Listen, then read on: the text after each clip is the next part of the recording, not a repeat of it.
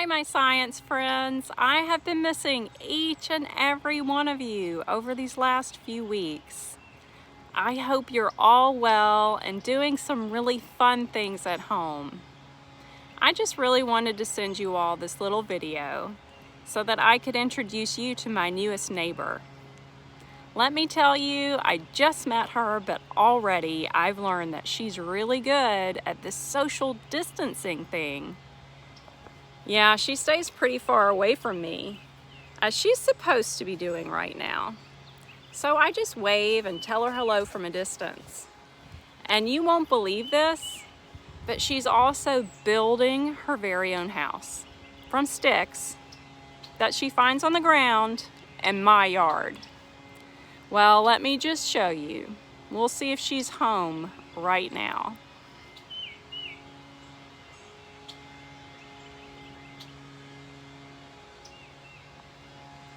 Do you see her? She's in the corner of my screen. Up high, look up in the tree. Yes, she's in her nest. This is the great blue heron. I'm so happy she chose my backyard to live in because the great blue heron is one of my very favorite birds.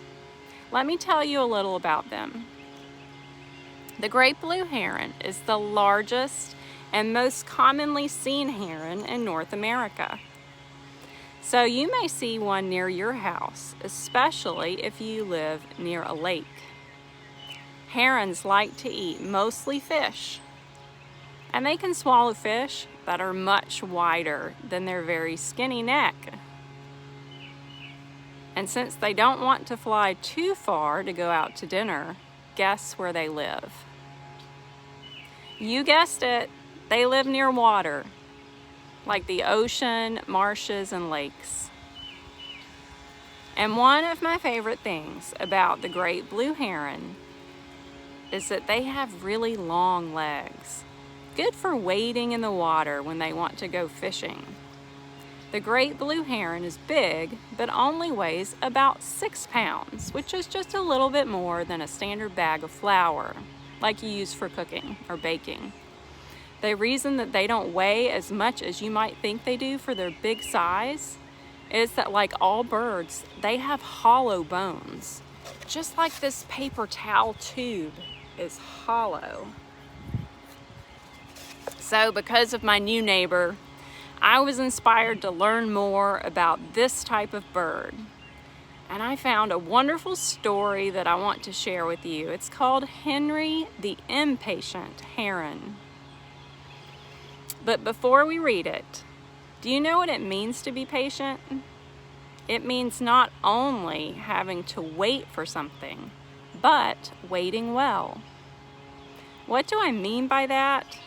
Well, just imagine if you're waiting to play with a toy, but your sister or brother is playing with it, and your mom says you can play with it in 20 minutes. Now, that requires a lot of patience. Some of us might feel impatient. We might be grouchy while we wait, maybe even complaining about how unfair it may seem. But God does want us to practice this thing called patience. He even tells us in the Bible to be patient with each other.